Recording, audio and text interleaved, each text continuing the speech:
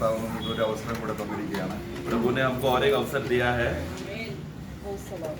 വെളിപ്പാട് പുസ്തകത്തിലുള്ള പഠനം നമ്മുടെ ഭാവിപരമായ പ്രത്യാശയെ പുതുക്കാനുള്ള ഒരു മുഖാന്തരമായിട്ട് ദൈവാത്മാവ് ഉപയോഗിക്കട്ടെ. प्रकटीकरण का पुस्तक का जो अभ्यास अभी मंडली में चल रहा है, उस पुस्तक के द्वारा हम भविष्य में जो आने वाले घटनाओं का संबंध में प्रभु के लोगों को उससे किस रीति से फायदा हो रहा है और आत्मिक उन्नति हो सके, इस रीति से मैं प्रार्थना करता हूँ. നമ്മൾ കഴിഞ്ഞ ബുധനാഴ്ച വെള്ള സിംഹാസനത്തെ കുറിച്ച് ചിന്തിക്കുകയുണ്ടായി. लोग ने गया हफ्ता हमने सफेद सिंहासन के बारे में थोड़ा अभ्यास किया था. അതിൽ അല്പം കൂടെ പറയാനുണ്ടായിരുന്നു. इसमें से थोड़ा और आगे मुझे बताना था. അതില് ചില സഭകൾ പഠിപ്പിക്കുന്ന രീതിയോടുള്ള ബന്ധത്തിൽ നമുക്ക് ഒരു ക്ലിയർ ആയ ഒരു അണ്ടർസ്റ്റാൻഡിങ് നമുക്ക് ഉണ്ടാകണം. अन्य मंडली जो इस विषय में क्या क्या सिखाता है, उस विषय में बाकी मंडलियां क्या कहता है और वचन उस विषय में क्या कहता है करके सही रीति का अर्थ और परिभाषा होना जरूरी है. അവിടെ നമ്മള് വെള്ള സിംഹാസനത്തിൽ 20 അധ്യായത്തിന്റെ 11 വാക്യത്തിൽ तो हम लोग प्रकटीकरण का पुस्तक 20वां अध्याय उसका 11 जब हम पढ़ते हैं, मैंने एक बड़ा श्वेत सिंहासन और उसको जो उस पर बैठा हुआ था देखा. ഓക്കെ അപ്പോൾ അവിടെ ഈ വെള്ള സിംഹാസനം വെക്കുമ്പോൾ അതിനോട് ചേർന്ന് ചെറിയ സിംഹാസനങ്ങൾ വെച്ച് സഭയിലുള്ള ജയാളികൾ കൂടെ ലോകത്തെ ന്യായം വിധിക്കാൻ അവിടെ ക്രിസ്തുവിനോട് ഇരിക്കും എന്നുള്ള ഒരു പഠിപ്പീരുള്ളത് കൊണ്ട് നമുക്ക് അല്പം വിശദമായി ആ കാര്യം പഠിക്കണം. तो ऐसा हम मानते हैं और ऐसा बोलते हैं, बहुत से कलीसियाओं में ऐसा सिखाया भी जाता है कि अभी यहाँ पर देखो एक श्वेत सिंहासन रखा और उस एक श्वेत सिंहासन में एक जन बैठा. तो ऐसा रीति से रखने के वजह से सिंहासन रखा, उसी के साथ साथ और भी बहुत सारे छोटे छोटे अन्य सिंहासन वहां पर रखा गया है. और उस अन्य सिंहासनों में जैसे यीशु मसीह श्वेत सिंहासन में बैठेगा, जयवंत लोग आकर उस सिंहासन में बैठकर प्रभु के साथ न्याय करेगा, दंड करेगा करके ऐसा एक उपदेश, ऐसा एक बात बाकी कलीसियाओं में सिखाया जाता है. അതിന് പ്രധാനമായി പറയുന്ന കാരണങ്ങൾ, तो उसके लिए खास अर्थ, उसका वजह ये है, ऐसा बोलकर वो लोग कहते हैं. അവിടെ വലിയൊരു വെള്ള സിംഹാസനം എന്നൊരു പദമുണ്ട്. तो पहला बात हम देखते हैं कि एक बड़ा श्वेत सिंहासन करके शब्द सिंहासन करके लिखा है इसके लिए. അവിടെ 20 അധ്യായത്തിന്റെ 4 വാക്യത്തിലും और 20 का 4 जब हम पढ़ते हैं, സിംഹാസനങ്ങൾ കാണില്ലേ? वहां पर देखो वो सिंहासन देखे, मतलब बहुवचन के अर्थ में लिखा गया है, सिंहासन देखे. അപ്പൊ ഇത് രണ്ടും കണക്റ്റഡ് ആയിട്ടാണ് അവർ വ്യാഖ്യാനിക്കുന്നത്. तो क्योंकि 20वां अध्याय का 4 में भी सिंहासन लिखा है और 11 में भी सिंहासन लिखा है, इसलिए ये दोनों घटनाएं साथ में होगा. और श्वेत सिंहासन के साथ भी और भी बहुत सिंहासने रहेंगे जिसमें लोग बैठेंगे. ये वाक्य को दोनों को तुलना कर कहता है कि श्वेत सिंहासन में सफेद सिंहासन के अलावा और भी अन्य सिंहासन रहेंगे. പിന്നെ വേറെ പറയുന്ന ഒരു വാദം എന്ന് പറയുന്നത്, और दूसरा एक तर्क की बात जो लोग कहते हैं, നമ്മളെ വെളിപ്പാട് പുസ്തകം 4:4 प्रकाशित पुस्तक 4:4 में हम पढ़ते हैं, ഒരു വലിയ സിംഹാസനമുണ്ട്. वहां पर एक बड़ा सिंहासन है. ആ സിംഹാസനത്തിന് ചുറ്റും 24 ചെറിയ സിംഹാസനങ്ങൾ അതേ അർത്ഥത്തിൽ തന്നെ ഉണ്ട് എന്ന് നമ്മൾ വായിക്കുന്നു. वहां पर भी देखो, वहां पर श्वेत सिंहासन खोलने के बाद उसके अलावा अन्य सिंहासन वहां पर भी है बोलकर ऐसा वो लोग परिभाषा करते हैं. അപ്പോൾ അത് 24 സിംഹാസനം അത് പഴയ നിയമത്തിലെ 12 ഗോത്രപിതാക്കന്മാരും പുതിയ നിയമത്തിലെ 2 അപ്പോസ്തലന്മാരോട് ചേർന്ന് ഇരിക്കുന്ന ഒരു കാഴ്ചയായിട്ട് അവിടെ കാണുന്നുണ്ട്. 4:4 में 24 सिंहासन है करके वहां पर जब बोलते समय में, तो उसका अर्थ लोग साधारण रीति से जो व्याख्या करते हैं कि पुराने नियम के इजराइल के 12 गोत्र के बुजुर्ग लोग जो सरपंच रहेंगे, वो 12 गोत्र के लोग बैठेंगे और बाकी 12 नए नियम के प्रभु ने जो 12 चेलों को चुना उसमें से 12, ऐसा 24 लोग ये सिंहासनों में बैठेंगे करके ऐसा अर्थ लोग कहते हैं. പിന്നെ നമ്മൾ 2 കൊരിന്ത്യർ 5:10 ക്രിസ്തുവിന്റെ ന്യായാസനം അവിടെ സിംഹാസനം എന്നല്ല പറഞ്ഞിരിക്കുന്നത്. और दूसरा कोरिन्थी 5:10 पढ़ना. क्योंकि अवश्य है कि हम सबका हाल मसीह के न्यायासन. हाँ देखो, वहां पर सिंहासन नहीं कहा है, न्यायासन कहा है. वो അത് വിശുദ്ധന്മാരെ വിധിക്കുന്നതാണ്. तो ये तो पवित्र लोगों को प्रभु का न्याय करने के विषय में है. അവിടെ സിംഹാസനങ്ങളില്ല. वहां पर बहुत से सिंहासन हैं, ऐसा नहीं है. അപ്പൊ എവിടെ സിംഹാസനം എന്ന് പറയുന്നോ അവിടെയെല്ലാം ക്രിസ്തുവിനോട് കൂടെ സഭയിലെ ജയാളികളും ഉണ്ട് എന്ന ആശയമാണ് പഠിപ്പിക്കുന്നത്. तो ऐसा जहां पर भी एक सिंहासन लिखा है तो उसका मतलब मंडली के जयवंत लोग भी प्रभु के साथ बैठकर सह सिंहासन बनाएगा और प्रभु के साथ राज्य करेगा करके, इस तरह एक दो वाक्यों को लेकर एक सिंहासन के साथ बहुत सिंहासन है करके ऐसा सिखाते हैं. परंतु दूसरा कोरिन्थी 5 में तो क्लियर है, एक सिंह वहां पर एक ही है क्योंकि प्रभु एक ही न्याय कर रहा है. 1 കൊരിന്ത്യർ 6:2 വിശുദ്ധന്മാർ ലോകത്തെ വിധിക്കും. और सबसे बड़ा तर्क के लिए जो लोग वचन लेते हैं 1 कोरिन्थी 6:2 में, वहां पर पौलुस कहते हैं क्या तुम नहीं जानते क्या पवित्र लोग संसार का जगत का न्याय करेगा. तो उस वाक्य को लेकर कहते हैं कि श्वेत सिंहासन में विश्वासी लोग भी रहेगा न्याय करने को. അത് വിശുദ്ധന്മാർ ലോകത്തെ ന്യായം വിധിക്കും എന്നുള്ള അർത്ഥത്തിലല്ല, അവരെ റൂൾ ചെയ്യും, ഭരിക്കും എന്നുള്ള. तो वहां पर न्याय करेगा करके जब वहां पर शब्द रहते समय में ओरिजिनल परिभाषा जब अगर हम पढ़ेंगे तो न्याय करके दंड देगा करके वो अर्थ में नहीं, बल्कि न्याय हुकूमत करने के लिए, राज्य करने के लिए, अधिकार दिखाने के लिए. जैसा राजा न्याय करके अधिकार करता है, हुकुम देता है, आज्ञाएं देता है, उस रीति का सिंहासन है कि जो हम लोग विश्वासी लोग करेंगे करके पौलुस कहने का उद्देश्य है वहां पे. അപ്പൊ നമ്മൾ 20-ാം അധ്യായം 4-ാം വാക്യത്തിലെ സിംഹാസനത്തിൽ ഇരിക്കുന്നവർ ആരാണെന്നുള്ളത് നമ്മൾ വ്യക്തമായിട്ട് അറിയണം. ആ സിംഹാസനം അല്ല വെള്ള സിംഹാസനം, രണ്ടും വേർതിരിച്ച് കാണണം. तो इसके लिए सबसे पहली बात हमें ये दोनों रोमियो को प्रकाशित वाक्य 20:4 और 20:11 में जब वहां पर सिंहासन करके बोलते समय में 20:4 में जो लोग वहां पर बैठेंगे वो अन्य सिंहासनों में बैठ रहे हैं और अलग समय में बैठा जाएगा. और 2:11 में जो श्वेत सिंहासन बोला गया है वहां पर सिर्फ अकेला प्रभु यीशु मसीह रहेगा जो जगत का न्याय करके दंड की आज्ञा देकर नरक में डालेगा. वो दोनों को साथ में नहीं करना है, दोनों अलग अलग घटनाएं हैं. നമുക്ക് അവിടെ ഇരിക്കുന്നവർ ആരാണെന്നുള്ളത് നമുക്ക് വ്യക്തമായിട്ട് നോക്കാം. 20:4 के अनुसार जो लोग वहां पर बैठेंगे करके वाक्य में लिखा है वो कौन किस प्रकार के लोग हैं या कौन कौन रहेंगे करके एक वाक्य हम पढ़ेंगे. അവിടെ ആദ്യമായിട്ട് നമ്മൾ ഒരു കാര്യം നമ്മൾ 113-ാം സങ്കീർത്തനം വായിക്കുമ്പോൾ 113 भजन संगीता में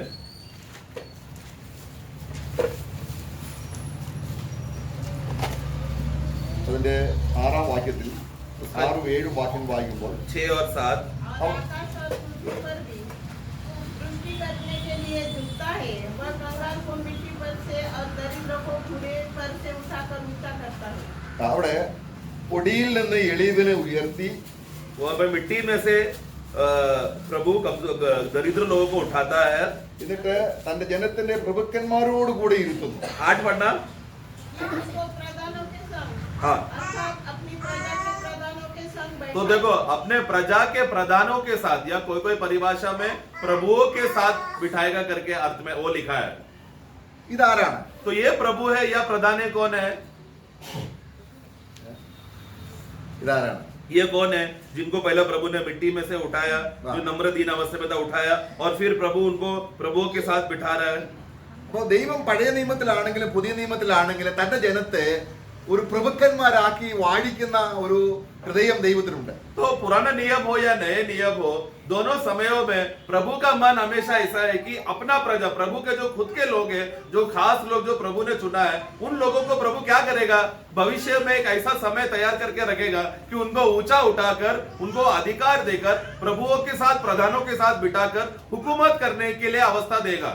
നമ്മുടെ യോഹന്നാന്റെ സുവിശേഷം 14:30 നമ്മൾ വായിക്കുന്നുണ്ട്, ഈ ലോകത്തിന്റെ പ്രഭു അല്ലെ. यूहन्ना का सुसमाचार 14:30 वहां पर पढ़ते समय में ये जगत का प्रभु आ रहा है करके वहां पर हम पढ़ते हैं. क्योंकि संसार का सरदार आता है. संसार का सरदार आ रहा है. അപ്പോൾ ഈ ലോകത്തിന്റെ പ്രഭു तो ये जगत का सरदार जो प्रभु है, അവനെ വിലങ്ങ് വെച്ച് ജയിലിലേക്ക് ഇട്ട് കഴിയുമ്പോൾ इस व्यक्ति को पकड़कर जब उसको बंदीगृह में डाला जाएगा ആ സ്ഥാനം ആർക്കാണ് ലഭിക്കുന്നത്? तो फिर वो जगह जो खाली हो गया वो किसको मिलेगा? ആർക്കാണ് ലഭിക്കുന്നത്? दरिद्री लोगों को. ദൈവം ഉയർത്തിയ നമുക്കാണ്. मतलब जिन जिन लोगों को प्रभु ने मिट्टी से उठाकर ऊंचाई में रखा वो मंडली आता है उसमें. അപ്പൊ നമ്മുടെ ഭാവി പ്രത്യാശ നമ്മൾ ഓർക്കുമ്പോൾ तो हमारा भविष्य में प्रभु ने हमको इतना बड़ा आशा दिया है करके जब ये बात हम सोचते हैं, നമ്മൾ അടുത്ത യുഗത്തിലെ പ്രഭുക്കന്മാരാണ്. मतलब हम लोग आने वाले युग में हम लोग प्रधान लोग हैं और प्रभु लोग हैं. കർത്താവായ യേശുക്രിസ്തു എന്ത് ചെയ്തു? प्रभु यीशु मसीह ने क्या किया? നമ്മളെ അവൻ സിംഹാസനം അവനോടുകൂടെ സ്വർഗ്ഗസ്ഥലങ്ങളിൽ ഇരുത്തിയിരിക്കുന്നു. हमें आप पढ़ते हैं कोलोसों में कि उन्होंने हमें स्वर्गीय स्थानों में हमें बिठा दिया.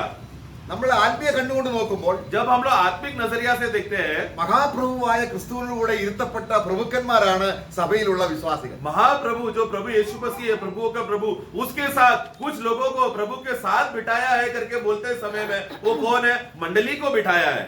ഈ പ്രഭു എന്ന് പറഞ്ഞാൽ അല്ലെങ്കിൽ അത് ഒരു രാജാവെന്നുള്ള നാട്ടുരാജാവെന്നുള്ള അർത്ഥത്തിലല്ല. तो प्रभु या प्रदान करके बोलते समय में एक छोटा शहर का, छोटा गांव का, एक छोटा पंचायत का राजा है, प्रधान है, उस अर्थ में नहीं. പിന്നെ അനേക രാജാക്കന്മാർക്ക് രാജാവ്. बल्कि प्रभु यीशु मसीह के विषय में जब वो प्रभु करके बोलते समय में क्या है? एक सम्राट के अर्थ में, मतलब राजाओं का राजा. എല്ലാ രാജാക്കന്മാരും രാജാവാണ്. मतलब सभी राजाओं को मिलकर एक सबसे बड़ा सम्राट होता है जो बाकी राजाओं के ऊपर अधीन करके हुकूमत करता है, वो राजा.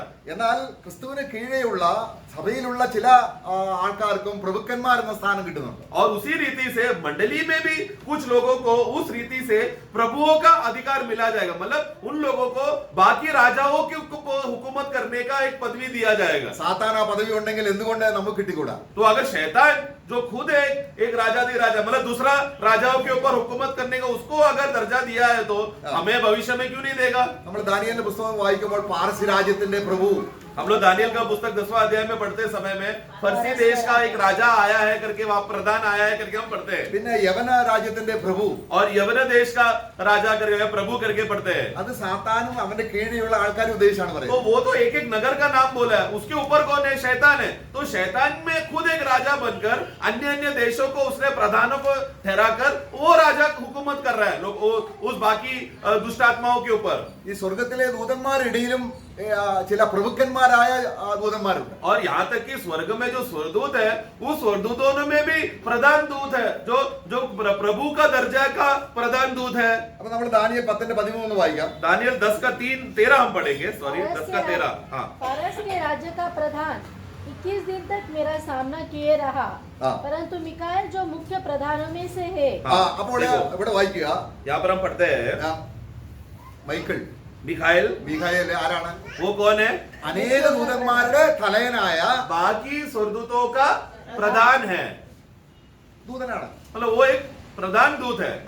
അപ്പോൾ സിംഹാസനത്തിൽ നമ്മൾ ഇരിക്കുക എന്ന് പറഞ്ഞാൽ तो हम सिंहासन में बैठेंगे करके जब हमें कहते समय में അത് വലിയൊരു പ്രഭുസ്ഥാനത്തിലേക്ക് ഉയർത്തപ്പെട്ട നിലയിലേക്കാണ് ദൈവം നമ്മളെ കാണുന്നത്. तो प्रभु जब हम किस रीति से देखते हैं कि हम एक प्रभुत्व का अधिकार में बैठा है, एक प्रधान के अधिकार में बैठा है, एक ऐसा ऊंचा दर्जा दिया है कि हमारे नीचे राजाओं को ठहराया रहेगा ताकि हम लोग उन राजाओं के ऊपर हुकूमत कर सके. നമ്മള് ദാനിയേൽ 9:25 വായിക്കുന്നുണ്ട്. दानियल 9:25 में हम पढ़ते हैं അഭിഷിക്തനായ പ്രഭു അതാരാണ്? अभिषिक्त प्रधान, हाँ? अभिषिक्त प्रधान, अभिषिक्त प्रधान അതാരാണ്? यार, अभिषिक्त राजकुमार या നമ്മുടെ കർത്താവാണ്. वह हमारा प्रभु के बारे में, यीशु मसीह के बारे में है. ഈ പ്രഭു എന്ന സ്ഥാനം കൊടുക്കുന്ന तो प्रभु या प्रदान करके जब बाइबल में हम पढ़ते समय में അത് നമ്മള് 31 യെശയ്യാവിന്റെ പുസ്തകം 32 അധ്യായം 1 വാക്യത്തിൽ വായിക്കുമ്പോൾ ऐसाया का पुस्तक 32 का 1 जब हम पढ़ते हैं, ऐसाया 32:1, राज्य धर्म धर्म से राज्य करेगा हाँ। और राजकुमार न्याय से हुकूमत करेंगे. हाँ राजकुमार आया वहां पर. हाँ ठीक है, प्रभु ये आना चाहिए या प्रधान आना चाहिए, बट चलेगा राजकुमार. तो अभी 3 शब्द हमने ध्यान देना. प्रधान हमने देखा, राजकुमार देखा और प्रभु, ये तीनों एक ही शब्द है. हाँ। एक ही अर्थ है. അതാണ് ഭരിക്കാൻ പോകുന്നത്. അതാണ് मतलब ये प्रभु लोग क्या करेंगे? राज्य। न्याय के साथ राज्य करेंगे. അപ്പോൾ 20 അധ്യായം 4 വാക്യത്തിൽ കാണുന്ന സിംഹാസനത്തിൽ ഇരിക്കുന്നവർ ആരാണ്? तो प्रकाशित वाक्य 20:4 में हमने पढ़ा कि सिंहासन है और लोग वहां पर बैठेंगे करके बोलते समय वो लोग कौन है? ക്രിസ്തുവിലൂടെ രാജ്യം ഭരിക്കുന്ന പ്രഭുക്കന്മാരാണ്. मसीह के साथ राज्य करने के लिए वो लोग प्रभु है, प्रधान लोग है, राजकुमार है. നമ്മളോടുള്ള ബന്ധത്തിൽ സഹിക്കുന്നുവെങ്കിൽ കർത്താവിനോട് വാഴും. मतलब हमारे विषय में कहते हैं कि यदि अगर हमने सह लिया तो मसीह के साथ हम लोग राज्य करेंगे. നമ്മൾ 2 തീമോത്തി 2:11 വാക്യത്തിൽ വായിക്കുന്നുണ്ട്. 2 तीमोथी 2:11 में हम पढ़ते हैं जो धीरे से സഹിക്കുന്നുവെങ്കിൽ जो सह लेता है वो राज्य करेगा. राज्य करेगा प्रभु के साथ. പിന്നെ നമ്മൾ ലൂക്കോസ് 22:30 വാക്യം വായിക്കുമ്പോൾ लूका का पुस्तक 22 का നിങ്ങൾ എന്റെ രാജ്യത്തിൽ ഇരുന്ന് ഇസ്രായേൽ ഗോത്രം 12 ന്യായം വിധിക്കും. 22 का 30 पढ़ना. ताकि मेरे राज्य में हाँ देखो, मेरे राज्य में मेरी मेज पर खाओ पियो, आगे वरन सिंहासन पर बैठकर इस्राएल के 12 गोत्र का न्याय करो। हाँ तुम लोग या അപ്പൊ ഈ ന്യായം വിധിക്കും എന്നുള്ളത് കൊണ്ട് നരകത്തിലേക്ക് തീർപ്പ് കൽപ്പിക്കുന്നതിനെ അല്ല റൂൾ ചെയ്യുമെന്ന അർത്ഥമാണ് നമ്മൾ ഇവിടെ എല്ലാം കണ്ടത്. तो वहां पर न्याय करेगा करके लिखा है ना 12 से, तो वहां पर वो वाक्य को पढ़कर हमें क्या लगता है कि अंतिम विधि करने वाले हम लोग ये करेंगे, परंतु वहां पर उस रीति में नहीं है कि अंतिम मतलब 12 गोत्रों का अंतिम विधि करेगा क्या 12 चेले लोग, अंतिम विधि नहीं हो रहा है। मतलब क्या है, ये 12 चेले लोग, इन लोगों को 12 गोत्र दिया जाएगा, 12 सिंहासने दिया जाएगा हुकूमत करने के लिए, राज्य करने के लिए, प्रभु का अधिकार दिखाने के लिए, न्याय करके दंड करके अंतिम सजा देने के लिए नहीं है ये विषय। तो अभी तक हमने जितने भी वाक्य पढ़ा जहां पर न्याय करेंगे मतलब क्या है कि हम लोग राज्य करेंगे, हाँ। हुकूमत करेंगे। Praise the Lord. आमेन। അപ്പോൾ ആ വ്യത്യാസം നമ്മുടെ तो മനസ്സിലായല്ലോ. वो फर्क हमको समझना है कि न्याय करना मतलब अंतिम विधि देना वो अर्थ में नहीं आता। അപ്പോൾ നമ്മൾ 20 അധ്യായത്തിന്റെ 4 വാക്യത്തിൽ ഈ ഇരിക്കുന്നവർ ആരാണെന്ന് ഒന്നും കൂടെ നോക്കാം. 20 का 4 में जो लोग वहां पर बैठे हैं करके हम पढ़ते हैं प्रकाशित वाक्य में, हाँ, उसको और एक और गहराई से पढ़ेंगे। നമ്മുടെ മത്തായി 19ന്റെ 28 വാക്യത്തിൽ എന്താണ് വായിക്കുന്നത്? मत्ती 19 का 28 में हम क्या पढ़ते हैं? यीशु ने उनसे कहा, मैं तुमसे सच कहता हूँ हाँ। कि नई सृष्टि में जब मनुष्य का पुत्र अपनी महिमा के सिंहासन पर बैठेगा, हाँ। तो तुम भी जो मेरे पीछे हो लिए हो 12 सिंहासनों पर बैठकर ആ ഓക്കേ ഓക്കേ. അപ്പോൾ ഈ 12 ശിഷ്യന്മാർ എവിടെ ഇരിക്കും? तो अभी ये प्रभु के ये 12 चेले लोग कहाँ बैठेंगे? 12 सिंहासनों 12 सिंहासनों को रखकर पर 12 गोत्रों को न्याय करेंगे। न्याय करेंगे, मतलब हुकूमत करेगा या राज्य करेगा। അപ്പോൾ 12 ഗോത്രം എന്ന് പറയുന്ന ഇസ്രായേൽ ഗോത്രത്തിന്റെ 12 ഗോത്രങ്ങളുടെ അധികാര പരിധിയിൽ അവരുടെ ബൗണ്ടറിക്കുള്ളിൽ നിൽക്കുന്നവരാണ് ആര്? तो 12 गोत्र करके बोलते समय में प्रियो ये इसराइल के विषय में, तो इसराइल के विषय में 12 गोत्र बोलते समय में प्रभु ने पहले से ही वचन में भविष्यवाणी में लिखा गया है ये 12 गोत्र का खासियत क्या है, इन लोगों के लिए एक रेखा एक सीमा बना के रखा है। हाँ। उस सीमा के अंदर ही ये 12 गोत्र अपने अपना गोत्र का सीमाओं में बने रहेंगे। उस सीमाओं के अंदर ही एक अधिकार रखा जाएगा और वो लोग अधिकार करेंगे। അപ്പോൾ ഈ 12 ശിഷ്യന്മാർ അവർ ഭരിക്കേണ്ട ബൗണ്ടറിയെ കുറിച്ച് നമ്മൾ വായിക്കുന്നുണ്ട്. हम लोग ये 12 चेले लोग जब उनको 12 सिंहासन दिया जाएगा तो एक एक गोत्र को एक सीमा दिया है, रेखा दिया है, वो बॉर्डर वो लोग उसके अंदर एक एक गोत्र रहेंगे। उसके विषय में प्रभु पढ़ते हैं, हम पढ़ते हैं നമ്മൾ എസെക്കിയേൽ പ്രവചനം 47ന്റെ 13 മുതൽ വായിച്ചാൽ ഓരോ ഗോത്രത്തിന്റെയും ബൗണ്ടറി എഴുതിയിട്ടുണ്ട്. एसेकिएल का पुस्तक उसका 47 का 13 से पढ़ना नहीं, वहां पर हर एक गोत्र का वहां पर बाउंड्री रेखा सीमाएं दिया है। करेक्ट क्या? അവിടെ ഓരോ ഗോത്രത്തിന്റെയും അതിന്റെ ബൗണ്ടറിയെ കുറിച്ച് അവിടെ രേഖപ്പെടുത്തിയിട്ടുണ്ട്. तो एक एक गोत्र का सीमाएं है कि इसके इस सीमा के अंदर ही एक गोत्र रहेगा। നമ്മൾ അതിന് 13 വാക്യം വേണമെങ്കിൽ ഒന്ന് വായിക്കാം. सिर्फ 13 पढ़ना। परमेश्वर यहोवा यो कहता है, जिस सीमा के भीतर तुमको यह देश अपने 12 गोत्रों के अनुसार बांटना पड़ेगा, हाँ। ये यही है। ഓക്കെ. हाँ, देखो एक सीमा के अंदर ही हाँ। गोत्रों को बांटा जाएगा। അപ്പോൾ 12 അപ്പോസ്തലന്മാർ ലോകം മുഴുവൻ ഭരിക്കുമോ? तो ये 12 शिष्य लोग जो 12 गोत्र 12 जो अधिकार रखने के लिए जो सिंहासन डालेगा, क्या पूरा दुनिया भर में वो लोग न्याय करेंगे क्या? सिर्फ 12 गोत्र जो सीमा के अंदर है हाँ। उनको ही न्याय करेगा, वो सीमा के बाहर नहीं जाएंगे। പൗലോസ് അടക്കമുള്ള മറ്റ് ജയാളികളായ വിശുദ്ധന്മാരോ परंतु बाकी पौलोस के साथ मिलकर जो बाकी अन्य जयवंत विश्वासी लोग हैं, जो प्रेरित जो प्रभु के 12 प्रेरित में नहीं गिना गया है, हाँ। बाकी अन्य प्रेरित और जयवंत लोग क्या करेंगे? അതാണ് നമ്മൾ വെളിപ്പാട് പുസ്തകം 2:27 വായിക്കുന്നത്. वो है प्रकाशित वाक्य 2 का 27 में हम पढ़ते हैं। आमेन। पढ़ना रेवलेशन और 2:27। वह हाँ, का राजदंड लिए हुए उन पर राज्य करेगा, जिस प्रकार कुम्हार के मिट्टी के बर्तन चकनाचूर हो जाते हैं। ആ. उसका पूरा पढ़ना 26 जो जयवंत होगा। हाँ, और मेरे कामों के अनुसार अंत तक करता रहे, हाँ। मैं उसे जाति जाति के लोगों देखो को- जाति जाति के लोगों को, मतलब ये अन्य जाति है, यहूदी जाति नहीं, जाति जाति के लोगों को, 12 गोत्र की सीमा के बाहर के लोगों को ശിഷ്യന്മാർ 12 പേര് ആരെ ഭരിക്കും? ഇസ്രായേൽ ഗോത്രത്തെ ഭരിക്കും. प्रभु का खास जो 12 चुना हुआ शिष्य चेले लोग तो क्या करेंगे? सीमा कर इसराइल का जो सीमा जो रेखा के अंदर है उसी के अंदर के गोत्रों को ही न्याय और हुकूमत करेंगे, राज्य करेंगे। അപ്പൊ 1:6-2 വാക്യം അവിടെ നിവൃത്തിയാകാണ്. വിശുദ്ധന്മാർ ലോകത്തെ तो ഭരിക്കും. उसका मतलब 1 कोरिन्थी 6:2 में जैसा पौलुस कहता है कि क्या तुम नहीं जानते हम लोग जगत का न्याय करेंगे, उधर क्या हो रहा है? और ये प्रकाशित में भी दूसरा में पढ़ा, वो दोनों वाक्य से क्या मालूम होता है कि विश्वासी विश्वासी और अन्य जयवंत लोग क्या करेंगे? पूरा दुनिया को या जाति जाति लोगों को न्याय करेंगे। അപ്പോൾ ഈ 20 അധ്യായം 4 വാക്യത്തിലെ സിംഹാസനത്തിൽ ഇരിക്കുന്നവർ ആരാണ്? तो फिर प्रकाशित वाक्य 20:4 में सिंहासन में रखकर वो लोग न्याय करेंगे या राज करेंगे बोला तो उसका मतलब क्या है? 12 അപ്പോസ്തലന്മാര്, उसमें से हम 12 गोत्रों को 12 चेले देखते हैं ലോകത്തെ ഭരിക്കാനുള്ള 12 സഭയിലെ ജയാളികൾ, और उसके अलावा पूरा दुनिया पे जाति जाति लोगों को न्याय करने के लिए जयवंत विश्वासी लोगों का सिंहासन रहेगा। ഇനി പഴയ നിയമത്തിലെ വിശുദ്ധന്മാരെ നമ്മൾ നോക്കുകയാണെങ്കിൽ अभी पुराने नियम के जयवंत लोग विश्वासी को देखेंगे तो നമ്മളെ മോശയെ കുറിച്ച് വായിക്കുന്നുണ്ട്. मूसा के बारे में हम पढ़ते हैं പ്രതിഫലം നോക്കിയത് കൊണ്ട് और इब्रानियों के पुस्तक 11 अध्याय में प्रतिफल को देखकर उसने जब लड़ा कि जीवन जिया, അപ്പൊ മോശയും ഭരിക്കും. मतलब मूसा को प्रतिफल मिल रहा है, मतलब वो भी राज्य करेगा। നമ്മള് ദാനിയേലിനെ കുറിച്ച് വായിക്കുമ്പോൾ दानियल का पुस्तक में दानियल के बारे में जब हम पढ़ते हैं, നിന്റെ ഓഹരി പ്രാപിക്കാൻ നീ വരും. तू अपना भाग लेने के लिए तू उठकर आएगा। അപ്പോൾ അതിന്റെ അർത്ഥം എന്താണ്? इसका मतलब क्या है? പഴയ നിയമത്തിലെ വിശുദ്ധന്മാരോടുണ്ട്. तो मतलब इस प्रकाशित वाक्य 20:4 में सिंहासनों को रखा जाएगा बोलते समय में पवित्र पुराने नियम के जयवंत लोगों को भी सिंहासन का पदवी दिया जाएगा, उन लोग भी राज्य करेंगे। പിന്നെ നമ്മള് എസെക്കിയേൽ 37:25 വായിക്കുന്നുണ്ട്. एजेकिएल 37 का 25 में हम पढ़ते हैं, ദാവീദ് അവർക്ക് പ്രഭുവായിരിക്കും, രാജാവായിരിക്കും. दाऊद का सभी इस्राएल के ऊपर एक समान हुकूमत करने के लिए, राज्य करने के लिए दाऊद को सिंहासन दिया जाएगा। അപ്പൊ ഇവരെ എല്ലാം ഉൾപ്പെടുത്തി നമ്മള് പഴയ നിയമത്തിലെ ജയാളികളായ വിശുദ്ധന്മാർക്കും ഈ സിംഹാസനം ഉണ്ട്. मतलब क्या, ये सब लोगों का कैटेगरी, इसमें दाऊद आया, दानियल आया, मूसा आया, पुराने नियम के जयवंत लोग आए और 12 चेले को जो 12 खास रीति से 12 सिंहासन दिया जाएगा और अन्य मसीह में मंडली के जो जयवंत लोग हैं, इस तरह के अलग अलग लोग क्या करेंगे? पूरा जाति जाति पर अपना निर्धारित स्थानों पर प्रभु उनको स्थान देकर सिंहासन दिया जाएगा और वो लोग राज्य करेंगे। 20 അധ്യായത്തിന്റെ 4 വാക്യത്തിൽ പിന്നെ ഒരു കൂട്ടരും കൂടെ നമ്മൾ കാണുന്നുണ്ട്. 20:4 में और एक झुंड को हम देखते हैं, അവര് കർത്താവിന്റെ സാക്ഷ്യം വഹിച്ചത് കൊണ്ട് गवाही की हाँ, क्योंकि वो लोग ने प्रभु का गवाही को थामे रखा। മഹോദരത്തിൽ രക്തസാക്ഷികളായി മരിച്ചവരും ഉയർത്തെഴുന്നേറ്റ് സിംഹാസനത്തിൽ. मतलब ये लोग कौन है? महाक्लेश के समय में, क्योंकि वो लोग ने जो पशु का संख्या और छाप और मोहर ना लेने की वजह से मसीह के गवाही के निमित्त उन लोगों को शहीद होना पड़ा, रक्त साक्षी होना पड़ा। उन लोगों को भी प्रभु 1000 साल में क्या करेगा? उनको जिलाकर राज्य देगा। वो लोग प्रभु के साथ राज्य करेंगे।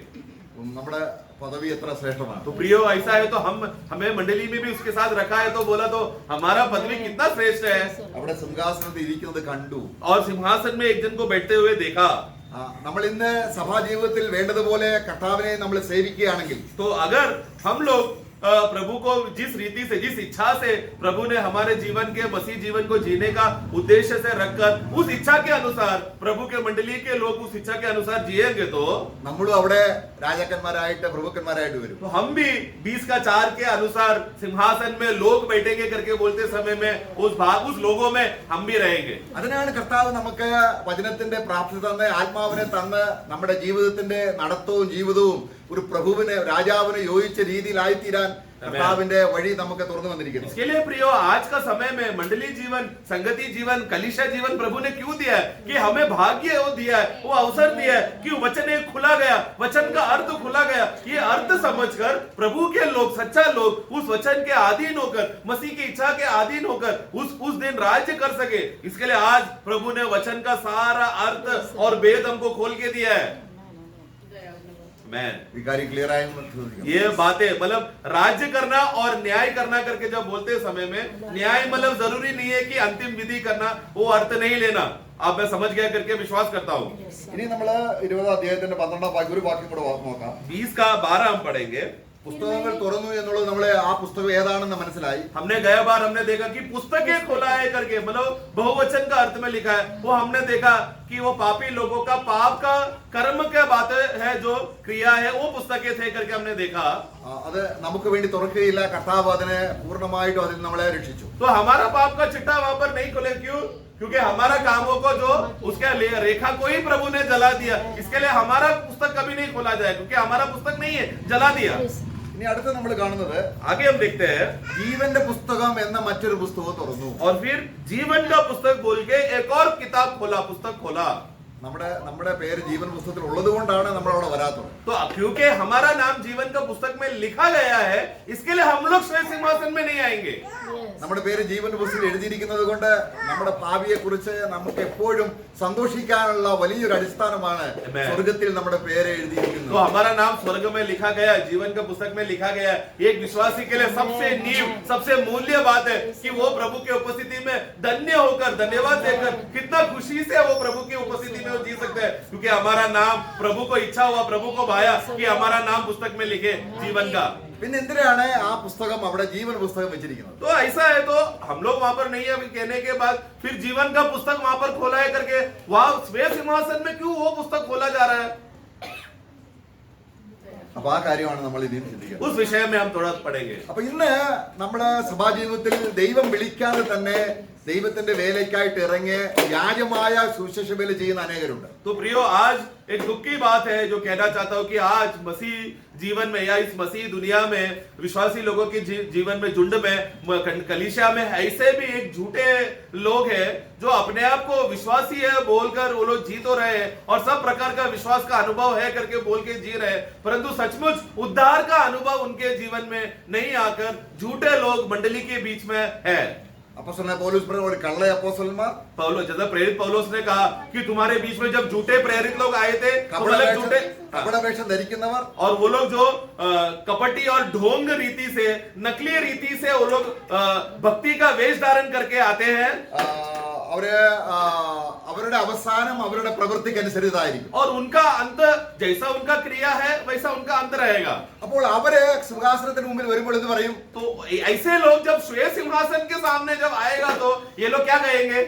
അവർ മത്തായി സുവിശേഷം 7 അധ്യായത്തിൽ 22 വാക്യത്തിൽ അവർ പറയും, वो लोग मत्ती का सुसमाचार 7 का 21, 22, 23 में जहां पर लोगों ने कहा प्रभु के सामने आकर, हे प्रभु हमने ऐसा किया वैसा किया, ഞങ്ങൾ പ്രവചിച്ചു, हमने भविष्यवाणी किया, ഭൂതങ്ങളെ പുറത്താക്കി, दुष्ट आत्माओं को बाहर निकाला വീരപ്രവൃത്തികൾ ചെയ്തു, और अद्भुत वीर चिन्ह चमत्कार किया.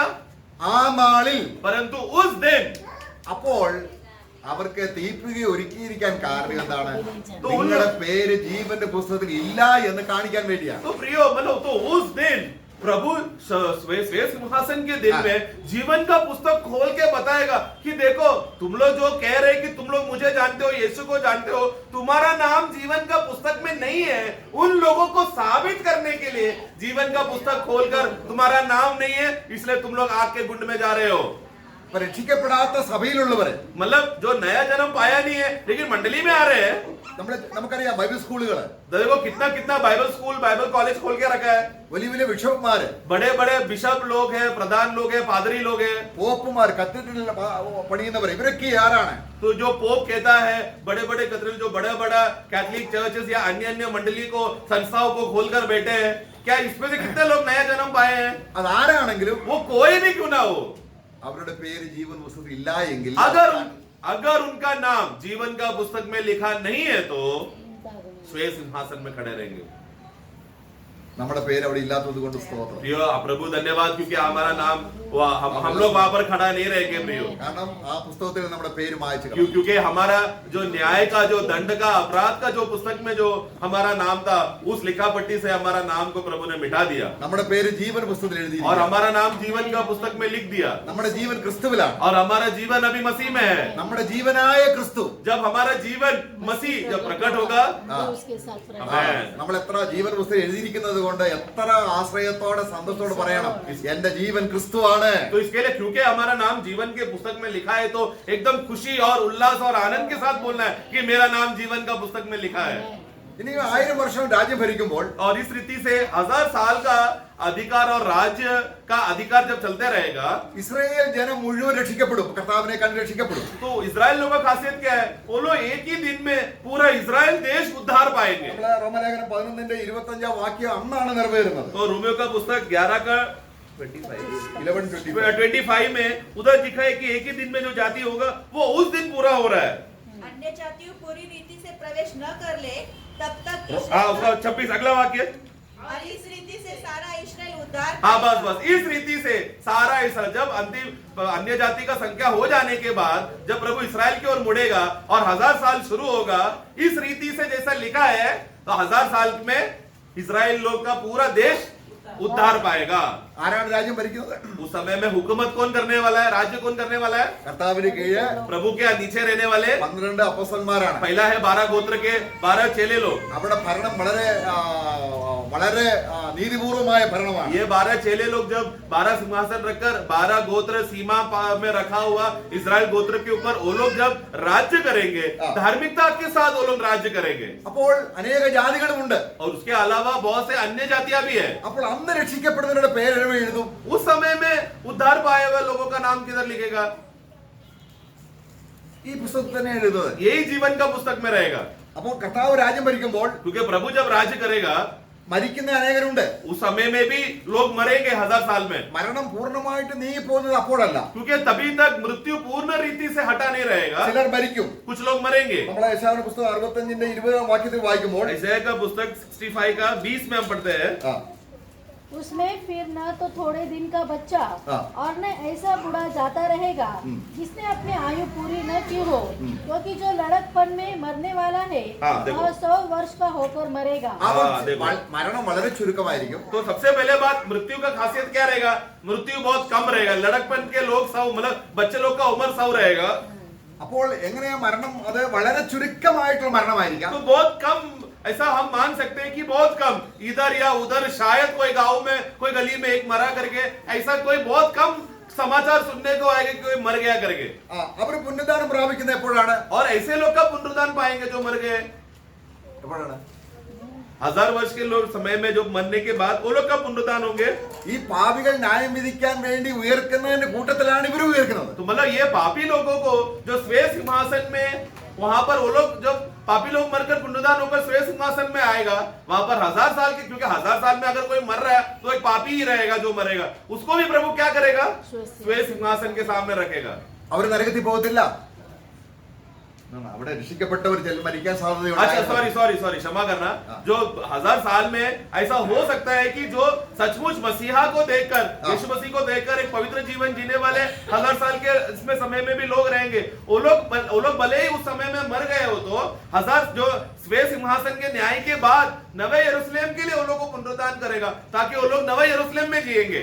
അവരുടെ പുനരുദ്ധാനവും उनका पुनरुत्थान, പാപികളുടെ പുനരുദ്ധാനം രണ്ടായിട്ടില്ല. അവിടെ ഒരുമിച്ചാണ് അവർ ഉയർക്കുന്നത്. परंतु उनका पुनरुत्थान भले होते समय में पापियों के साथ भले ही उनको पुनरुत्थान किया जा रहा है, लेकिन उन लोगों को नवा यरूशलेम के लिए पुनरुत्थान कर रहे हैं, അപ്പോൾ नरक के लिए പുനരുദ്ധാനം नहीं। ചെയ്യുമ്പോൾ तो इस रीति से पुनरुत्थान जब होगा उन लोग का, ജീവൻ പുസ്തകത്തിൽ പേരുണ്ടോ എന്ന് നോക്കും. तभी उन लोग का नाम जीवन का पुस्तक में है क्या नहीं देखा जाएगा। പിന്നെ നമ്മൾ നോക്കുകയാണെങ്കിൽ फिर हम देखते हैं ഇത് ചില ദൈവദാസന്മാരുടെ അഭിപ്രായം ഇങ്ങനെയാണ്. कुछ प्रभु का दास लोग इस रीति से अभिप्राय करते हैं, ഈ ശിശുക്കളായി മരിച്ചവരുടെ കുഞ്ഞുങ്ങളുടെ പുനരുദ്ധാനം എപ്പോഴാണ്? तो जो मर गए, जो शिशु थे, जो बच्चे हैं, जिसको पाप का बोध ही नहीं, वो लोग मर गए, वो लोग मरकर उनका भी पुनरुत्थान होना पड़ेगा। तो उन लोगों का पुनरुत्थान होगा, അത് സഭയുടെ ഭാഗമല്ല. क्योंकि वो लोग मंडली के तो भाग नहीं है। പക്ഷെ അവർക്ക് നരകത്തിൽ പോകാനും സാധ്യതയില്ല. परंतु ऐसे लोग जिसको बिना पाप का बोध ही होगा, शिशु बच्चे जो मर गए, क्योंकि पाप का बोध ही नहीं है, इसलिए उन लोग को नरक में भी नहीं डाल सकते। അപ്പോൾ അവരുടെ പുനരുദ്ധാനം അപ്പോഴാണ്. तो उनका भी पुनरुत्थान कब होगा? उस स्वे सिंहासन के समय के आसपास होगा। അപ്പൊ അവരുടെയും പേര് എവിടെ വരാൻ സാധ്യതയുണ്ട്? तो मतलब उन लोग का नाम भी कहां पर आने का संभावना है? क्योंकि नरक में नहीं जा रहा है, तो जीवन का पुस्तक में नाम आएगा। അപ്പോൾ ഇവിടെ നമ്മൾ വായിക്കുന്നത് तो यहाँ पर हम पढ़ते हैं, ജീവന പുസ്തകത്തിൽ പേരുള്ള ആരും, परंतु जिसका नाम जीवन का पुस्तक में लिखा गया है, वो लोग कोई भी नहीं जाएगा। അതുകൊണ്ട് ജീവന പുസ്തകം അവിടെ തുറക്കപ്പെടേണ്ടത് ആവശ്യമാണ്. इसके लिए जीवन का पुस्तक स्वे सिंहासन के सामने खोलकर साबित करना पड़ेगा। जो लोग आग के कुंड में डाला जा रहा है, उनको बताना पड़ेगा, भाई तुम्हारा नाम नहीं है, इसलिए तुम नरक जा रहे हो, आग का इसमें जा रहे हो। ഇനി നമ്മൾ ഒരു 10 മിനിറ്റ് तो थोड़ा समय बाकी है। ഇനി നമ്മൾ അവിടുത്തെ ഭരണം, ഈ 12 ഗോത്രങ്ങൾ അല്ലെങ്കിൽ സിംഹാസനം ഭരിക്കുന്നത്, तो अभी ये उस समय का राज्यत्व किस रीति से राज्य किया जाएगा, अधिकार किया जाएगा, वो प्रकट कैसा होगा करके हम थोड़ा देर पढ़ेंगे। ലോകത്തെ ഭരിക്കുന്നത്, मतलब किस रीति से 12 गोत्रों का अधिकार कर रहे हैं, राज्य किया जाएगा, और अन्य जाति जाति का राज्य किया जाएगा। അതെങ്ങനെയാണ് ആ ഭരണ സംവിധാനം എന്നുള്ളതിന് ചെറിയൊരു വിവരണം നമുക്ക് മത്തായിയുടെ സുവിശേഷത്തിലുണ്ട്. उसका किस रीति से सचमुच 1000 वर्ष का राज्य में राज्य करते समय में किस रीति से अधिकार को वहां पर प्रस्तुत कर लोगों को न्याय से राज्य किया जाएगा, उसका एक विवरण हम मत्ती का सुसमाचार में पढ़ते समय में हम देखते हैं। അന്നത്തെ ഭരണത്തിൽ उस समय का राज्यत्व में ഈ മത്തായിയുടെ സുവിശേഷം 5-ാം അധ്യായം मत्ती का सुसमाचार 5वां अध्याय അതിന്റെ 5, 6, 7 അധ്യായങ്ങൾ 5, 6, 7 ये वाक्य 1000 साल में लागू होने वाला है। 1000 വർഷത്തെ ഭരണ നിയമങ്ങളാണ്. मतलब ये मत्ती का सुसमाचार 5वां अध्याय, 6वां अध्याय, 7वां अध्याय में 1000 साल में क्या क्या कानून होगा, क्या क्या व्यवस्था होगा, क्या क्या बातों से उनको धर्म के साथ जीना पड़ेगा, वो किस रीति से है 5, 6, 7 अध्याय में लिखा है। അപ്പൊ നമ്മൾ മത്തായി സുവിശേഷം 5-ന്റെ 22-ാം വാക്യം വായിക്കാം. मत्ती 5 का 22 हम पढ़ेंगे। परंतु मैं तुमसे यह कहता हूँ हाँ। कि जो कोई अपने भाई पर क्रोध करेगा वह कचहरी में दंड के योग्य ओके। वहाँ पर कचेरी शब्द याद रखना, हाँ। कचेरी में उसको दंड मिलेगा। അതേതാണ്? ये कौन सा कचेरी है? ഇന്ന് നമ്മുടെ സഭയിൽ ഒരു സഹോദരനെ आज वो उदाहरण के लिए ये वाक्य पढ़कर, अले। आज हमारा मंडली में एक भाई ने गलती किया, ഒരു സഹോദരനോട് കോപം, എത്രയോ പേർക്ക് കോപമുണ്ടില്ലേ? एक भाई के खिलाफ हमने गुस्सा किया। अभी मंडली में कितने भाई लोग एक दूसरे के साथ गुस्सा करते हैं ना, പക്ഷെ അവൻ എവിടെ കൊണ്ടുവരും? तो कहां पर लेकर जाएगा उसको? मंडली नहीं मंडली में ആ मंडली का बात नहीं है ये 1000 वर्ष में वहां पर कचेरी का बात है। मंडली में हम कौन सा कचेरी में जाएंगे? അപ്പോൾ ഒരാൾക്ക് വൈര്യം വെച്ചാൽ तो ऐसा एक उस समय में 1000 साल में कि एक व्यक्ति को अगर गुस्सा आया किसी के ऊपर, അത് ഉടനെ ഭരണസമിതിയിൽ അറിയപ്പെടുക. കാരണം അവർക്കറിയാം, ഭരിക്കുന്നവർക്ക്. तो तुरंत कचेरी में बैठने वाले अधिकारी लोगों को मालूम पड़ेगा उधर का आराधनालय में कुछ तो द्वेष ईर्षा आ गया है करके। ഉടനെ അവനെ കൊണ്ടുവരും. तुरंत उसको कहां पर लेकर आएगा? कचेरी कचेरी में लेकर आएगा। എന്ന് പറഞ്ഞ അർത്ഥം എന്താണ്? അപ്പൊ അവിടെ ന്യായാധിപ സഭയുണ്ട്. तो उस कचेरी में न्याय करने वाले, हुकूमत करने वाले, हाँ। प्रभु का इंसाफ और धर्म और धार्मिकता प्रस्तुत करने के लिए हाँ। कचेरी में कुछ अधिकार लोग बैठेंगे। അപ്പോൾ അന്നൊരു സഹോദരനോട് കോപം വെക്കാൻ സാധിക്കുമോ? तो उस समय में एक व्यक्ति दूसरा 1000 साल के दूसरा भाई के साथ गुस्सा कर सकता है क्या? अभी क्या पढ़ा सिस्टर, क्या लिखा है? यदि कोई हाँ मतलब 1000 साल में एक भाई दूसरे भाई को, मंडली नहीं है, 1000 साल के जो जाति लोग जब रहेंगे वहां के लोगों का विषय में, वहां पर एक भाई दूसरे भाई को गुस्सा किया तो कचेरी में जाएगा। उसको कचेरी में लाया जाएगा। എന്നാൽ ഇന്ന് परंतु आज ആത്മാവാണ് ഭരിക്കുന്നത്. आज आत्मा है जो हुकूमत करता है प्रिय। ആത്മാവിനെ അനുസരിച്ച് നടക്കുമ്പോൾ आत्मा के अनुसार अगर हम चलेंगे तो ഒരുവനോട് കോപം വെച്ചാൽ एक भाई दूसरा मसीह का भाई दूसरा मसीह के भाई को जब गुस्सा करता है, അവനിൽ നിത്യജീവൻ വസിക്കുന്നില്ല. वचन क्या कहता है पहला यूहन्ना में? उसके अंदर अनंत काल का जीवन बसा ही नहीं है ही नहीं। അവന്റെ ആത്മാവിൽ ജീവനുണ്ട്, उसके आत्मा में जीवन है പക്ഷെ ദേഹിയിൽ परंतु उसका प्राण में 1000 ആണ്ട് വാഴ്ചത്തേക്ക് അവൻ സൂട്ടാകുന്നില്ല. मतलब ऐसा विश्वासी 1000 साल का राज्य के लिए, हाँ। हुकूमत करने के लिए, राजा बनने के लिए योग्य पदवी में नहीं आ रहा है, क्योंकि उसका प्राण का उद्धार नहीं हो रहा है। കാരണം അവന്റെ പ്രാണനെ രക്ഷിക്കുന്നില്ല. क्योंकि वो अनंत काल का जीवन जो उसका आत्मा में आया, हाँ। उसका प्राण को उद्धार करने के लिए वो अनुमति नहीं दे रहा है। അതുകൊണ്ട് അവൻ അടുത്ത യുഗത്തിൽ इसकी वजह से ऐसा विश्वासी आने वाले युग में, നമ്മൾ നേരത്തെ വായിച്ച സിംഹാസനത്തിൽ ഇരിക്കാൻ പറ്റില്ല. जैसा हमने पहला सिंहासनों में विश्वासी लोगों को, जयवंतों को बिठाया जाएगा, प्रभु बनाएगा, प्रधान बनाएगा, जिसका प्राण का उद्धार, जिस विश्वासी का प्राण का उद्धार नहीं हुआ प्रियो, उसको वो भाग्य दर्जा नहीं देगा। അതുകൊണ്ട് ഇപ്പോൾ इसलिए आज നമ്മൾ കച്ചേരിയിലേക്ക് പോകുന്നതിന് മുമ്പ് हम लोग कचेरी में इंसाफ मिलने से पहले ആത്മാവ് നമുക്ക് ബോധം തരിക, പരിശുദ്ധാത്മ ബോധം തരിക. आत्मा हमको बोध्य देगा, पवित्र आत्मा हमको बोध्य देगा നമ്മൾ ധരിപ്പ് പ്രാപിക്കണം. कि हमें मेल मिलाप होना है നമുക്ക് കുഞ്ഞാണ്ട് രക്തമുണ്ട്. और मेमना का लहू है। അതാണ് നമ്മൾ പ്രാർത്ഥിക്കാൻ നിൽക്കുമ്പോൾ. इसके लिए जब हम प्रार्थना में प्रार्थना करने जब जाते हैं, ഇനി നമ്മൾ അടുത്ത വാക്യം നമ്മൾ വായിക്കുമ്പോൾ उसके बाद अगला वाक्य हम पढ़ते हैं 5:22 തന്നെ वही 22 का आगे बढ़ना। നിസ്സാര എന്ന് പറഞ്ഞാൽ हाँ आगे, अब जो कोई अपने भाई को निकम्मा कहेगा निकम्मा कहेगा उसको। वह महासभा के दंड देखो वहां पर देखो महासभा आ गया। അവിടെ पहला कचेरी था, अभी निकम्मा कहने वाले को महासभा में आना पड़ेगा। അപ്പൊ അവിടെ ഭരണ സംവിധാനം എങ്ങനെയാണ്? तो अभी कचेरी से भी बड़ा है महासभा, वो अधिकार थोड़ा बड़ा है। അവിടെ കൊണ്ടുവരും. ऐसा निकम्मा कहने वाला व्यक्ति को कहां लाएगा? महासभा में लाया जाएगा। ഇപ്പോൾ എവിടെയാണ്? अभी कहां पर है वो? कचेरी में नहीं ये कचेरी में आने वाला उसने नफरत किया, भेद द्वेष किया। इसने ये दूसरा भाई है जिसने क्या किया? निकम्मा बोला। वो जो निकम्मा बोलेगा 1000 साल पे भूमि में जो भी एक व्यक्ति दूसरे व्यक्ति को देख के निकम्मा बोलेगा तो उसको महासभा में लाया जाएगा।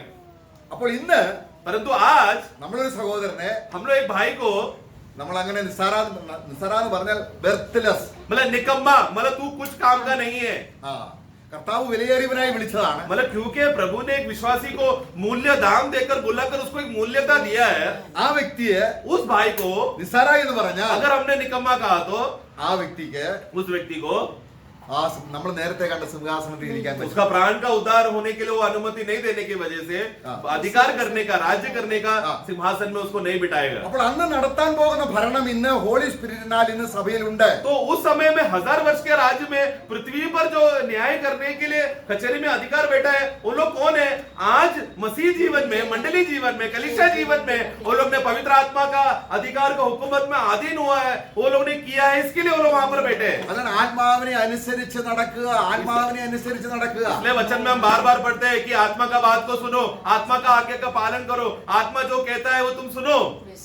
അന്ന് അങ്ങനെയല്ല. परंतु उस दिन आत्मा क्या कह रहा सुनो, ऐसा नहीं है. ഒരു തെറ്റ് നിരൂപിച്ചാൽ ഉടനെ ആൾക്കാർ വരും. ഈ ഭരണാധികാരികൾ उस दिन किसी को ऐसा बोध हो गया कि मैंने गलती किया है, तुरंत उसके सामने पुलिस खड़े हो जाएगा. उसने अंदर सोचा मैंने गलती किया, सामने पुलिस आ जाएगा. ഇന്ന് അങ്ങനെ ആയിരുന്നു എത്ര നല്ലതായിരുന്നില്ല. आज अगर ऐसा होता तो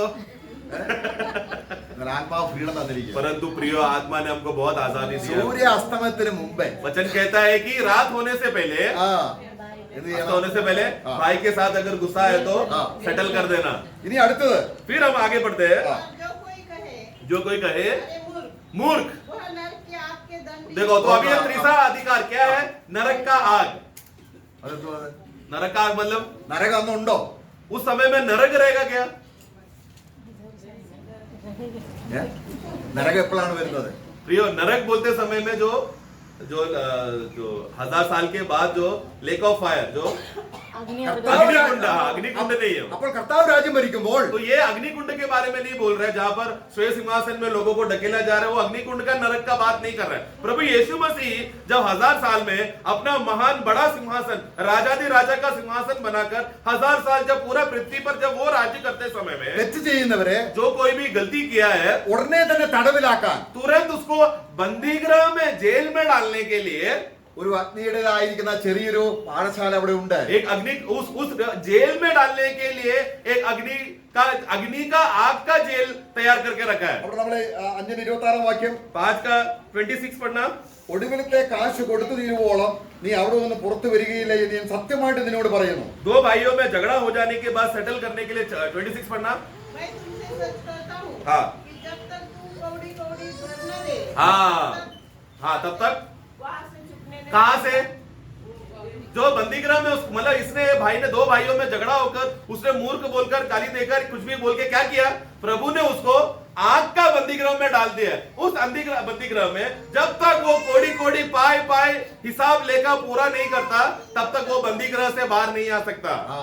നമ്മളെ ബന്ദിഗ്രഹത്തിൽ നിന്ന് രക്ഷിക്കാൻ യേശു എന്ത് ചെയ്തു? हमें बंदीगृह से बचाने के लिए കണ്ടു. हमने गए हफ्ते भी हमने देखा था मती का पुस्तक में 10,000 താലന്ത് കടപ്പെട്ടു. ये हम लोग का 10,000 का तालन का कर्जा, मतलब पूरा 2000 साल भी अगर हम जिएंगे तो भी हमारा कर्ज चुकता नहीं हो सकता. ऐसा बड़ा कर्ज का हिसाब प्रभु यीशु मसीह ने सेटल किया. എന്നാൽ അന്ന് അങ്ങനല്ല. परंतु उस दिन वैसा नहीं होगा. തെറ്റ് കടം വീട്ടുന്നത് വരെ അവനെ ജയിലിലിടും. मतलब उस समय में पृथ्वी में रहने वाले सहवासियों को जब तक उसने गलती किया है, उसका पाए का हिसाब पूरा नहीं करता, तब तक उसको बंदीगृह में या छुटकारा बंदीगृह में डाला जाएगा. അതിന്റെ വിധികർത്താക്കൾ ആരാണ്? ऐसा सब जगहों का हुकूमत करके कितना दंड देना चाहिए, कितना न्याय होना चाहिए, इंसाफ कितना होना चाहिए करके उस प्रकार का दंड, इंसाफ करने वाला, हुकूमत करने वाले लोग कौन रहेंगे? हम लोग होंगे. അതുകൊണ്ടാണ് इसके लिए വചനം നന്നായി ഗ്രഹിച്ച ഒരു ന്യായാധിപനായി തീരാനുള്ള കാലഘട്ടമാണ് ഇപ്പോൾ. इसलिए प्रियो आज का समय प्रभु ने क्यों दिया है? वचन को सही रीति से, आत्मिक अर्थ रीति से ग्रहण करके, समझकर हमारा प्राण का उद्धार के लिए प्रतिदिन समर्पण करते हुए, अलगवाई का जीवन में समर्पण करते हुए, ताकि उस राज्य में हम लोग एक राज्य अधिकार बनने का योग्यता प्राप्त कर सके, उस रीति का जीवन जी रहे हैं.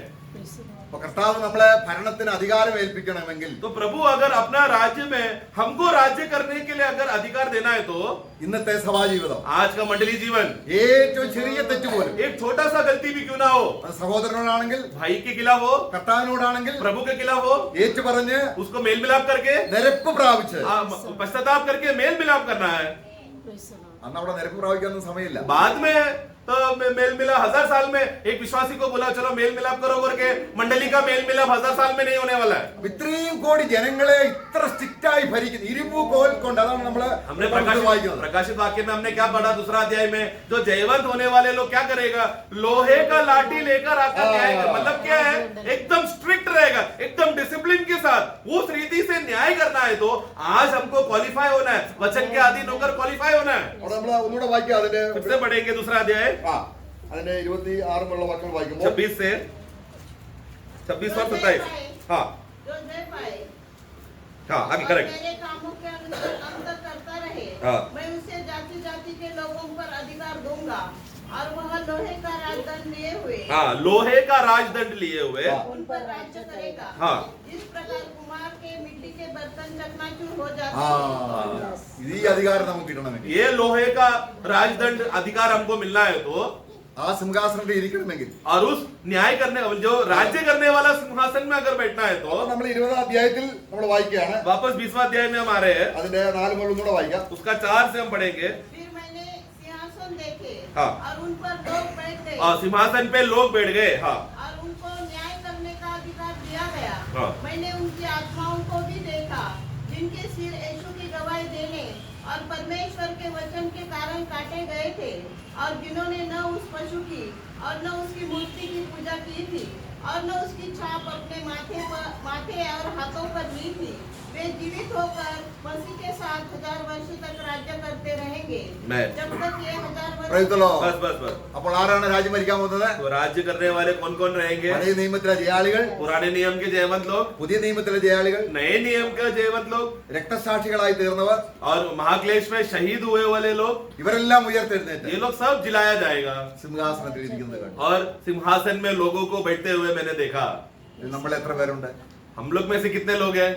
നമുക്കാർക്കും അവിടെ വാതിൽ അടച്ചിട്ടില്ല. हमारे लिए उस मुकाम तक पहुंचने के लिए किसी का भी दरवाजा बंद नहीं किया है प्रियो. നമുക്ക് അവിടെ വരാം. हम भी वहां पर आ सकते हैं പക്ഷെ ഒറ്റ ഒരു കാര്യം, परंतु एक ही बात है ജയിക്കുന്നവൻ जो जयवंत होगा എവിടെയാണ്? कहां पर? ഇന്നത്തെ സമാജം. मंडली जीवन में. നമ്മൾ എങ്ങനെയും ജയിക്കാൻ വേണ്ടിയാണ് നമ്മള് ബൈബിൾ സ്റ്റഡികളെ, ക്ലാസ്സുകളെ, അതെ. പ്രാർത്ഥനകളെ, ഉപവാസ പ്രാർത്ഥന എല്ലാം നമ്മൾ നയിക്കുന്നത്. हम लोग किसी भी रीति से जयवंत का दर्जा हमें मिलने के लिए आज हम लोग कष्ट उठाते हैं, मीटिंग के लिए जाते हैं, संगति में जाते हैं, बाइबल स्टडी करते हैं, उपवास प्रार्थना करते हैं, भाइयों के साथ प्रेम में रहते हैं, एक गिलास पानी देते हैं. ये सब क्यों कर रहे हैं? कि हम लोग उस प्रभु के दया में उस जयवंत का पदवी में पहुंच सके. നമ്മൾ 7 സഭകളുടെ ദൂത് വായിക്കുമ്പോൾ जब हम उस 7 कलीसियाओं के लिए जो संदेश प्रभु ने दिया उस संदेशों को जब हम पढ़ते हैं എല്ലാ സഭയോടും കർത്താവ് ജയാളികളെ വിളിക്കുകയാണ് വരിക. उस सब कलीसियाओं में एक कॉमन बात प्रभु क्या कहता है? जयवंत लोग तुम सुनो. ഇതിൽ മൊത്തത്തിൽ നോക്കുമ്പോൾ इसमें संपूर्णता में अगर देखा जाए तो ജയാളികൾ ഏറ്റവും കുറവുള്ള ഒരു സഭയാണ് ലവോദിക്ക സഭ. जयवंत में जयवंत का संख्या में जो सबसे कम संख्या में जयवंत लोग थे वो कौन सा मंडली है? लेवोदिकिया मंडली. അവിടെ കർത്താവ് വിളിക്കുകയാണ്. तो भी प्रभु बुला रहा है. ഇന്നും കർത്താവ് ജയാളികളെ വിളിക്കുന്നു. उसी रीति से प्रियो आज भी प्रभु जयवंतों को बुला रहा है. പ്രിയമുള്ളവരെ, നമ്മൾ കർത്താവിനോടൊപ്പം ഇരിക്കാം. इसलिए प्रियो हम लोग उस भाग्य दशा में जाए, प्रभु के साथ बैठे. ഞാൻ എന്റെ പിതാവിന് സിംഹാസനം ഇരിക്കുന്നത് പോലെ जिस तरह मैं मेरे पिता के सिंहासन में बैठा हूँ കർത്താവ് നമുക്ക് വരം തരികയാണ്. उस तरह प्रभु हमको दरवाजा खोल के मौका दे रहा. आओ तुम्हारे लिए भी मैं तुम लोग मेरे साथ बैठने के लिए मैंने सिंहासन का दरवाजा खोला, तुम आओ. ഒരുപക്ഷെ കർത്താവ് വരാൻ താമസിക്കുന്ന നമ്മുടെ ദീർഘക്ഷമ കാണിക്കുകയാണ്. प्रियो अगर प्रभु आने का देरी कर रहा है तो वो क्यों है? वो क्षमा और धीरज में है, बढ़ाने के लिए है प्रियो. നമ്മുടെ ഭാവി ഓർത്ത് നമുക്ക് സന്തോഷിക്കാം. और इसके लिए इस रीति से हमें ऐसा अद्भुत भविष्य प्रभु तैयार किया है, उसको देखकर एकदम आनंद मनाए प्रियो. ഈ ലോകത്തിന് മുമ്പിൽ इस संसार के सामने ഏറ്റവും നികൃഷ്ടമായതിനെ, जो सबसे छोटा और नीच तो कुछ भी नहीं था, ഏറ്റവും जो ബലഹീനമായതിനെ, सबसे कमजोर थे ഏറ്റവും നിന്ദ്യമായതിനെ और जो सबसे एकदम निंदित लोग थे, ദൈവം പ്രഭുവാക്കിയിട്ട് ऐसे लोगों को मिट्टी में से उठाकर सरदारों के साथ हुकुम करने के लिए प्रधानों के साथ प्रभुओं के साथ बिठाकर ഉള്ളതിനെ ഇല്ലായ്മയാക്കുവാൻ और ताकि जो है करके बोल रहे हैं उनको कुछ भी नहीं करने के लिए, അതിന് നമ്മളെ വിളിച്ചു. ऐसे करने के लिए, लोगों को शून्य करने के लिए हमें भाग्य दिया. ആ, ഒന്ന് ഒന്ന് കോരിന്ത്യർ 2-ാം അധ്യായത്തിന്റെ 1-ാം അധ്യായം 26-ാം വാക്യം നമ്മൾ വായിക്കുമ്പോൾ पहला कुरिन्थी पहला अध्याय के 26वें वाक्य से जब हम पढ़ते हैं, നിങ്ങളെ വിളിയെ നോക്കുവീൻ. अपना बुलावट को तुम देखो. Praise the Lord. आमेन. നമ്മളെല്ലാം കർത്താവിനാണ് വിളിച്ചത്. हम इस सबके लिए प्रिय, हम सबको प्रभु ने उस महान पदवी में पहुंचने के लिए और प्राण का उद्धार के लिए प्रभु ने हमको बुलाया है. ആകയാൽ നമ്മുടെ വിളിയും തെരഞ്ഞെടുപ്പും നമ്മൾ അധികം ഉറപ്പിക്കേണ്ടത് ആവശ്യമാണ്. इसलिए हमारा बुलावट और हमारा चुनौती को और अधिक मजबूत करने के लिए अपने आप में हम लोग अभ्यास करना है. നമ്മളെ വിളിച്ച ദൈവം വിശ്വസ്തൻ. क्योंकि हमें बिला जो प्रभु ने बुलाया है वो विश्वास योग्य प्रभु है. Praise the Lord. Prabhu amen. Praise the Lord. Thank you. Thank you.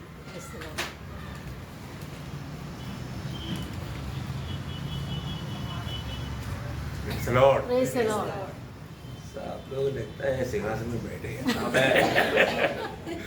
तो प्रभु को बहुत धन्यवाद देते हैं कि प्रभु ने भविष्य का बात बहुत विस्तार से बताया. Yes. अभी पर आपको मालूम अभी बताए वो बात मतलब एक शॉर्टली बोल के मैं बताना मतलब खत्म करना चाहूँगा. तो 12 गोत्रों को कौन राज करेगा? 12 प्रेषित शिष्य. हाँ, 12 प्रेषित लोग राज करेगा. तो फिर सारे इसराइल को कौन राज करेगा? दावीद राज करेगा. देखा पर आपको सीखा. ओके. तो फिर बाकी पूरा दुनिया की जातियों के ऊपर कौन राज करेगा? विजय लोग विजयी लोग राज करेगा. Yes. तो फिर सारी दुनिया के ऊपर कौन राज करेगा? यीशु मसीह. कंप्लीट हो गया. आमेन. कंप्लीट हो गया. Yes. ये है इसका मानव सारांश. ठीक है ना. बहुत बड़ी बात है ना. अभी हमने जो भी बातें सुना है ये भविष्य में होने वाली बातें और अपन अभी उधर तक पहुंचने के लिए आपको बहुत टाइम लगेगा. तब तक आप लोग बहुत लोग ये भूल जाएगा. तब तक वापस एक रिविजन हो जाएगा. तो प्रभु को धन्यवाद देते हैं. प्रभु ने आज भी प्रभु के वचन के द्वारा बहुत सुंदर रीति में हमारे मानव उत्साह को बढ़ाने के लिए जो चाहिए वो मैंने प्रभु ने दिया. तो हम प्रभु को अधिक इस्तेमाल किया और भी अधिक आने वाले दिनों में प्रभु इस्तेमाल करने के लिए प्रार्थना करें. प्रभु ने दिया हुआ सारे उपकार के लिए हम धन्यवाद देते हुए हम सब लोग प्रार्थना में रहेंगे और तुम लोग में प्रार्थना में रहेंगे.